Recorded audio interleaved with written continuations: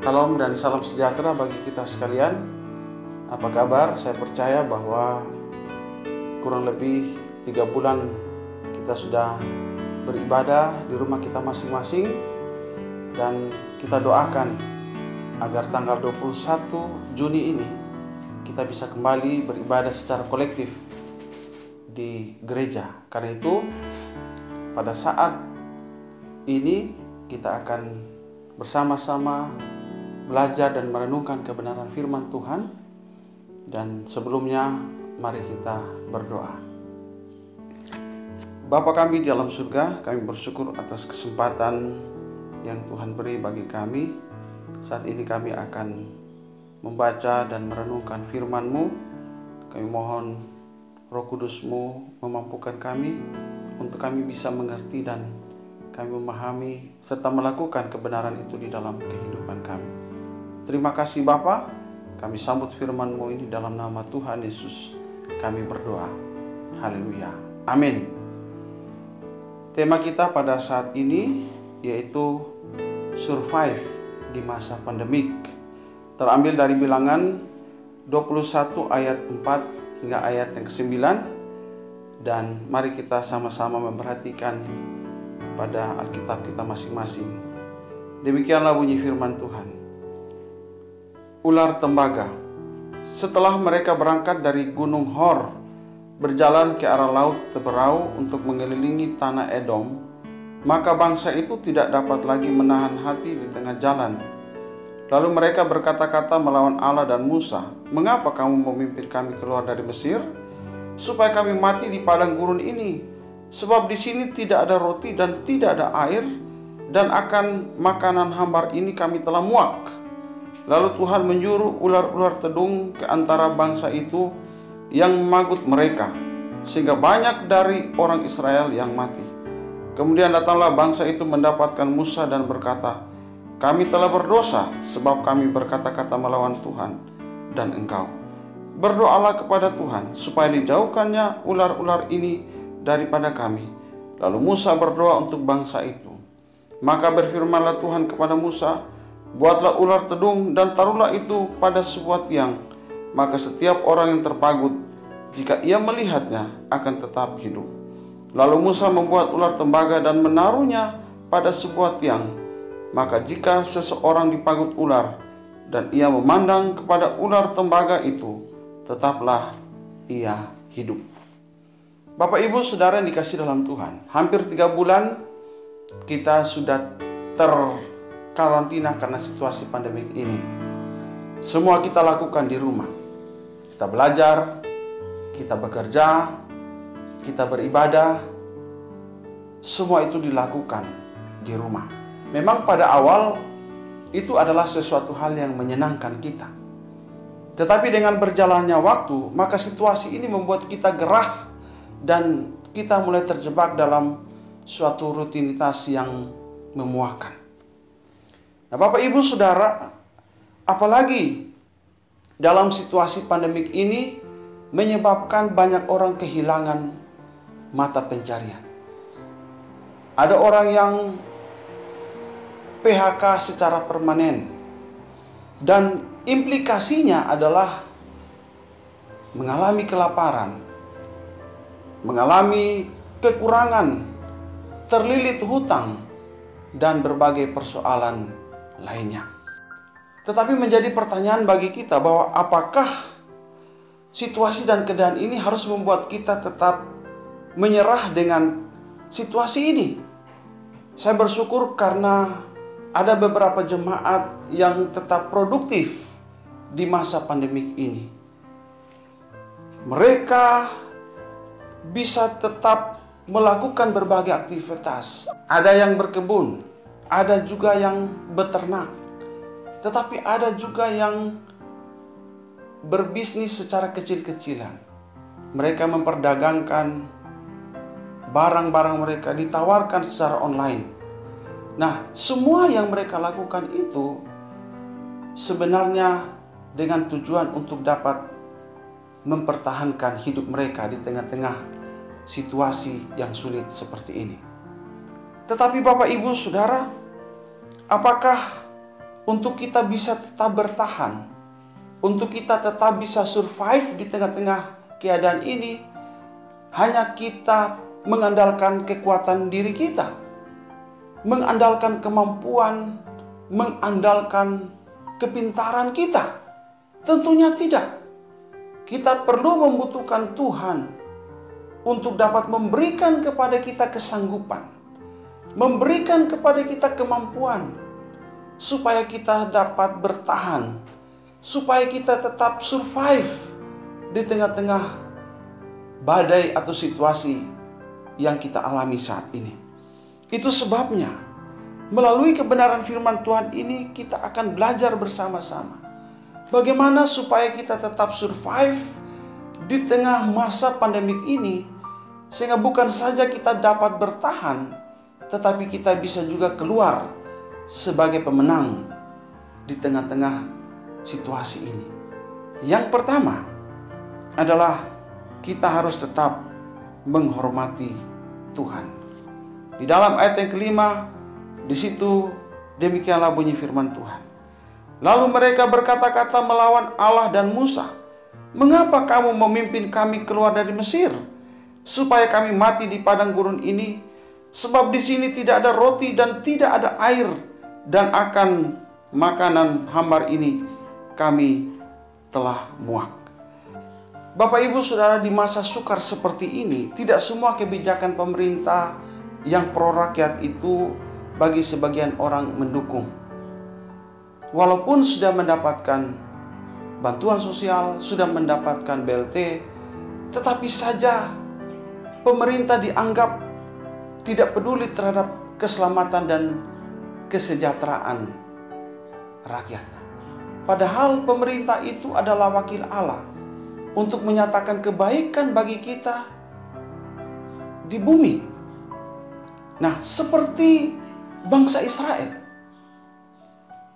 mereka tetap saja mempersalahkan Tuhan selama masa penggembaraan mereka di padang gurun.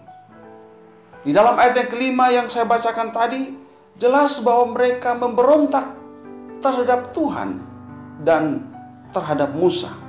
Seolah-olah kebijakan yang dilakukan itu kebijakan yang tidak peduli terhadap kondisi mereka saat itu. Sehingga di dalam ayat yang kelima ini mereka katakan, "Mengapa kamu memimpin kami keluar dari Mesir, supaya kami mati di padang gurun ini?" Nah, Bapak Ibu Saudara yang dikasihi dalam Tuhan, ketika saya merenungkan kebenaran atau ayat ini, maka ini juga sebuah pertanyaan yang seringkali kita ajukan kepada Tuhan. Mengapa Engkau izinkan COVID ini terjadi di tengah-tengah kehidupan dunia ini? Kondisi ini menyebabkan banyak orang yang meninggal. COVID ini menyebabkan banyak orang mengalami kelaparan dan berbagai kesulitan lainnya. Sehingga akibatnya ketika kita diperhadapkan dengan situasi ini, mungkin kita akan kecewa kepada Tuhan. Kita akan mempersalahkan Tuhan, sehingga menyebabkan kita tidak lagi tekun untuk berdoa. Kita tidak lagi tekun untuk beribadah kepada Tuhan. Sebaliknya, kita mungkin akan sama seperti bangsa Israel. Kita akan katakan, "Biarkanlah kami akan kembali ke Mesir." Kalau kita kembali ke Mesir, artinya kita akan kembali kepada suatu cara atau pola hidup kita yang lama. Kita tidak lagi menghormati Tuhan yang telah menyelamatkan hidup kita. Tetapi sebaliknya, kita lebih mengandalkan kekuatan diri kita. Dan inilah suatu realita yang terjadi saat ini. Ada orang yang ketika tidak menemukan jalan keluar atas persoalan sakit penyakit yang ia alami, maka dia akan kembali ke Mesir untuk mengharapkan pertolongan Firaun. Dia akan kembali ke Mesir untuk mengharapkan pertolongan dari dukun, sehingga ia bisa dapat keluar daripada persoalan yang dialaminya. Bapak, Ibu, Saudara yang dikasihi dalam Tuhan, Pendeta Daniel Ronda menegaskan bahwa pandemik ini jangan kita lihat sebagai bencana atau kita melihat semata-mata sebagai sesuatu hal yang menakutkan kita. Tetapi marilah kita melihat ini sebagai suatu ujian yang Tuhan izinkan di dalam kehidupan kita. Apakah dengan kondisi seperti ini kita akan tetap dapat bersyukur, atau sebaliknya kita sama seperti bangsa Israel yang bersungut-sungut kepada Tuhan. Bangsa Israel di dalam ayat yang kelima, bagian terakhir, mereka katakan, sebab di sini tidak ada roti dan tidak ada air, dan akan makanan hambar ini kami telah muak. Bapak, Ibu, Saudara, mereka tidak bersyukur atas pemberian Tuhan. Mereka menyebut mana itu sebagai makanan yang tawar dan sesuatu yang muak, yang memuakkan bagi mereka. Bapak, Ibu, Saudara, bersyukur jika dalam masa yang sulit ini Tuhan masih tetap memperhatikan kita. Bersyukur karena dalam situasi ini kita masih bisa makan 3 kali sehari. Kita masih bisa membeli atau bisa mendapatkan apa yang menjadi kebutuhan di dalam kehidupan kita. Sebab ada banyak orang yang tingkat kehidupan mereka lebih rendah daripada kita, yang untuk mendapatkan makanan saja mereka harus bergumul dengan keadaan hidup mereka. Tetapi kita bersyukur karena Tuhan masih tetap peduli dan memperhatikan akan hidup kita. Itu sebabnya kita jangan seperti bangsa Israel yang mengomel kepada Tuhan dan kepada hambanya Musa, tidak menghormati mereka yang telah bersusah payah untuk membawa bangsa Israel kepada suatu kehidupan yang layak, kepada suatu kehidupan yang berkenan, dan membawa kepada mereka kepada suatu keselamatan akan jiwa mereka. Bapak, Ibu, Saudara, menghormati Tuhan dan hambanya yang telah menggembalakan kita akan membuat hidup kita dapat bertahan.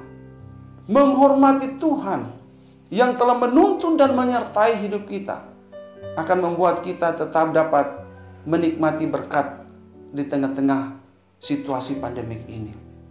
Itu sebabnya bagi kita yang telah hidup di dalam Tuhan, mari kita tetap menghormati Tuhan.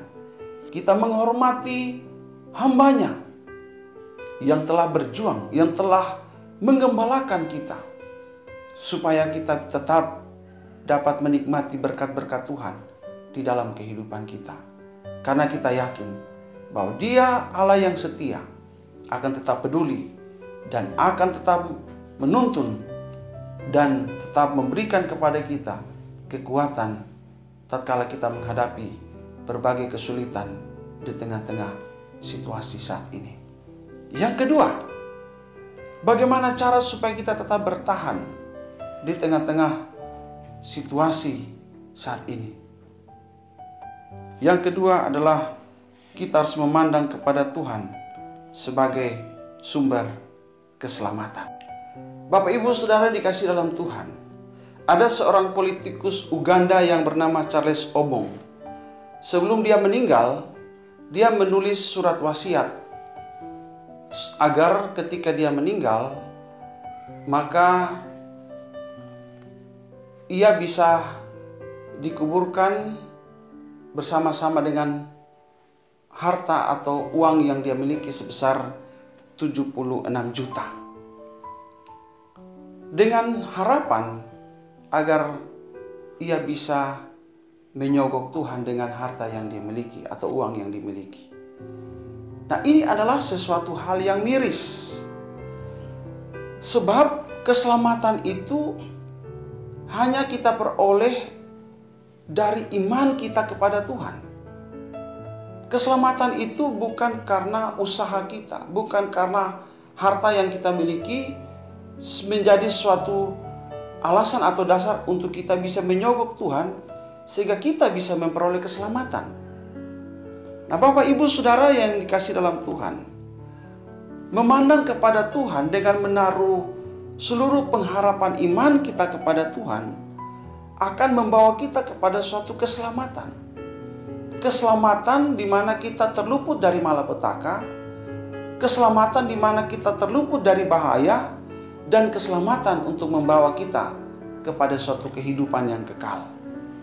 Bangsa Israel, hati mereka itu lebih condong kepada harta dan keinginan duniawi.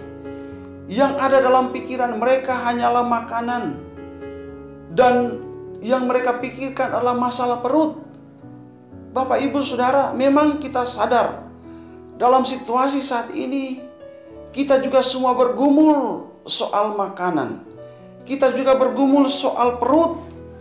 Tetapi suatu hal yang perlu kita sadar, bahwa jangan sampai keadaan atau situasi itu membuat kita seperti bangsa Israel yang tidak tahu bersyukur kepada Tuhan, tetapi justru sebaliknya kita melakukan suatu perlawanan.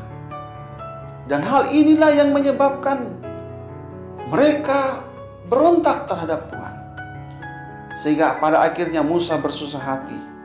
Tetapi juga keadaan ini membangkitkan murka Allah terhadap mereka. Di dalam ayat yang ke-6, di situ dijelaskan, dikatakan, lalu Tuhan menyuruh ular-ular tedung ke antara bangsa itu yang memagut mereka, sehingga banyak dari antara mereka yang mati. Konsekuensi dari pemberontakan, perlawanan, bahkan permusuhan dengan Tuhan hanya akan mengakibatkan kematian. Mungkin kita akan katakan, kita tidak melakukan perlawanan dengan Tuhan, tetapi dengan sikap kita yang jauh dari persekutuan, dengan sikap kita yang jauh dari hubungan kita dengan Tuhan di dalam doa, dengan sikap kita yang tidak hidup di dalam kebenarannya, bukankah itu menunjukkan bahwa sebenarnya merupakan bagian dari pemberontakan atau perlawanan kita kepada Tuhan? Musa berkata kepada bangsa Israel, jika kamu ingin selamat dan memperoleh pengampunan atas segala pelanggaran dan dosa, maka mereka harus memandang kepada Tuhan. Di dalam ayat yang ke-8 hingga ayat yang ke-9, di situ dikatakan, maka berfirmanlah Tuhan kepada Musa, buatlah ular tedung dan taruhlah itu pada sebuah tiang, maka setiap orang yang terpagut, jika ia melihatnya akan tetap hidup. Lalu Musa membuat ular tembaga dan menaruhnya pada sebuah tiang. Maka jika seseorang dipagut ular dan ia memandang kepada ular tembaga itu, tetaplah ia hidup. Jadi apa yang dijelaskan atau apa yang dikatakan di dalam ayat 8 ayat ke-9 ini merupakan sebuah ilustrasi dari keselamatan yang kita peroleh melalui iman di dalam Kristus. Bahwa ketika kita memandang kepada Tuhan, berarti kita berharap dan kita menaruh seluruh pengharapan sepenuh hidup kita kepada Tuhan. Bapak Ibu Saudara, tentunya di dalam situasi dan kondisi yang saat ini, di mana banyak orang yang membutuhkan pertolongan untuk mereka terlepas daripada situasi ini, pemerintah telah berupaya untuk memberikan berbagai bantuan. Tetapi sesungguhnya semua itu hanyalah untuk memberikan keringanan sesaat. Tetapi semua bantuan itu tidak dapat memberikan suatu jaminan masa depan yang utuh bagi kehidupan kita. Itulah sebabnya satu-satunya yang sanggup untuk memberikan kepastian, memberikan jaminan masa depan yang pasti, hanyalah kita bersandar kepada Tuhan. Kita memandang kepada Tuhan, berarti kita sementara berharap, kita sementara mempercayakan seluruh pengharapan hidup kita kepada Tuhan. Karena Dia adalah satu-satunya pribadi yang sanggup untuk menolong akan kehidupan kita sekalian. Dalam Matius pasal 11 ayat 28, di situ dikatakan, "Marilah kepadaku semua yang letih lesu dan berbeban berat." Tuhan mengajak kita semua agar setiap kita yang mengalami berbagai pergumulan, yang mengalami berbagai beban berat, supaya kita datang kepada Tuhan. Karena Dia adalah satu-satunya pribadi yang sanggup untuk memberikan kelegaan, memberikan kepuasan secara utuh bagi kehidupan kita. Itu sebabnya Bapak Ibu Saudara, di dalam situasi pandemik saat ini, kita diperhadapkan dengan berbagai kesulitan. Maka hal yang dapat kita lakukan adalah tetap kita menghormati Tuhan di dalam hidup kita. Tetap kita menjaga hubungan kita yang intim dengan Tuhan. Menghormati hamba-Nya yang telah menuntun, yang telah mengembalakan hidup kita. Tetapi juga kita tetap memandang kepada Tuhan. Itu berarti kita berharap dan kita menaruh seluruh kehidupan kita kepada Dia. Maka kita yakin kita akan tetap hidup, kita akan tetap survive, dan kita akan melihat bagaimana cara-cara Tuhan yang luar biasa untuk mengadakan berbagai mujizat agar kita dapat menikmati segala berkat Tuhan. Apa yang tidak pernah kita lihat dengan mata, apa yang tidak pernah timbul dari hati, itulah yang Tuhan sediakan bagi kehidupan kita sebagai orang-orang yang percaya kepada Tuhan. Mari kita berdoa. Bapa di dalam surga, terima kasih atas kebenaran firman Tuhan yang sudah kami renungkan pada saat ini. Kami sungguh yakin bahwa Engkau adalah pribadi yang sanggup untuk menolong kami. Situasi dan keadaan yang kami hadapi saat ini akan membuat kami tetap survive, akan membuat kami tetap bertahan hidup ketika kami tetap menghormati Tuhan sebagai junjungan di dalam kehidupan kami. Tetapi kami juga mau memandang kepada Tuhan sebagai satu-satunya sumber pengharapan dalam hidup kami, sebagai satu-satunya sumber pertolongan di dalam kehidupan kami. Karena itu Bapa, kami sungguh mempercayakan seluruh kehidupan kami hanya kepada Tuhan, satu-satunya pribadi yang sanggup menjamin kehidupan masa depan kami. Ini doa kami, di dalam nama Tuhan kami Yesus Kristus kami berdoa. Haleluya.